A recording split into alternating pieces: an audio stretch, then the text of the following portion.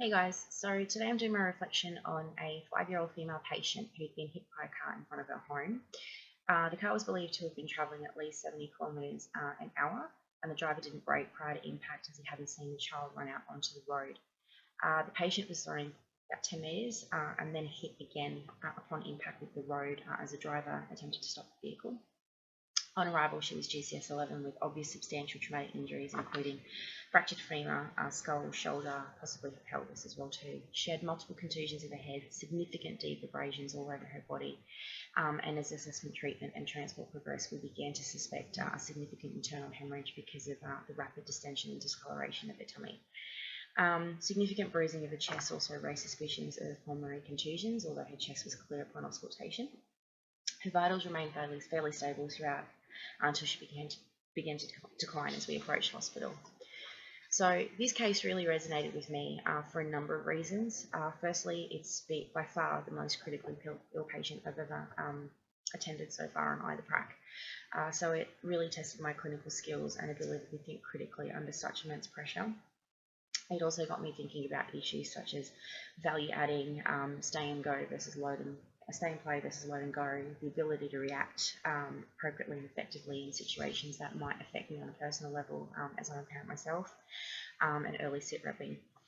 So at uni, a lot of emphasis is placed on understanding time criticality and how that can impact patient outcomes. This case really highlighted for me the importance of understanding the concept of value adding and the stay and play versus the load and go, and how intrinsically linked they actually are. So once our initial primary survey had been completed, we essentially used a 3-man lift to quickly move her from the road and onto the stretcher, and then from there we loaded her straight into the ambulance. I only really started to understand the importance of this within our assessments in the back of the truck. Any assessments we undertook while we were still on the asphalt would have been undermined by several factors. The fact that asphalt was actually really quite hot, so quickly getting her off it prevented her from sustaining burns, particularly in the abraded areas of her skin. It also gave us a calm space to work in, as there were understandably quite a few bystanders around who wanted to help us but were actually kind of interfering with our ability to provide care. And it also gave the patient privacy and dignity, as we had to fully expose her so we could assess her injuries. It also meant that we could rapidly transport when the CCP felt that it was warranted. This in turn really showed me the importance of identifying the patient's treatment needs and whether we would be able to provide them. There was a moment as we approached her when we first got there and when we first saw her injuries where I kind of remember thinking, there's not much we can do for her here. She needs to be at a hospital and she needs to be there 20 minutes ago. So I know that in future as a fully qualified officer, this will now be a huge part of my approach as to determining how fast I would transport. The benefit of early sit repping was also apparent as soon as we pulled up to hospital. Not only was there like a team ready to greet us as soon as we parked up, the recess bay was fully prepped and kitted out and manned and ready to receive the patient and commence treatment. So this made for effective and efficient assessment and treatment, and also added value to the patient's outcome. This case also tested my ability to personally cope with jobs that might affect me on a personal level.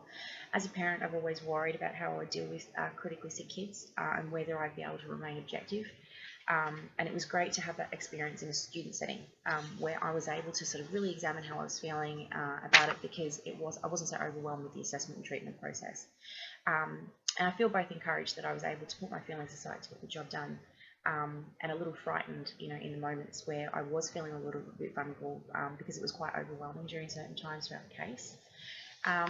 Overall, I feel like I really did learn a lot from this particular case, and that there were definitely things that I will take away and apply once I'm fully qualified. Things like early sit repping and rapid transport, and making sure anything that I'm doing on scene is not only adding value, but not undermining the benefits that could be reached by getting it to definitive care in a speedy manner. It also gave me great insight into my ability not only to perform as a clinician under these sorts of triggering sort of circumstances, but also my capacity to deal with the emotional fallout sort of once the job's done. So yeah, I found that I kind of I dealt with that okay, and I was able to source the help that I needed and recognise when I wasn't coping, and to be able to speak to the people that I needed to. So I'm actually quite happy with how that's gone and what I've learned from it. So as much as it was nasty, it was a pretty educational experience. So yeah.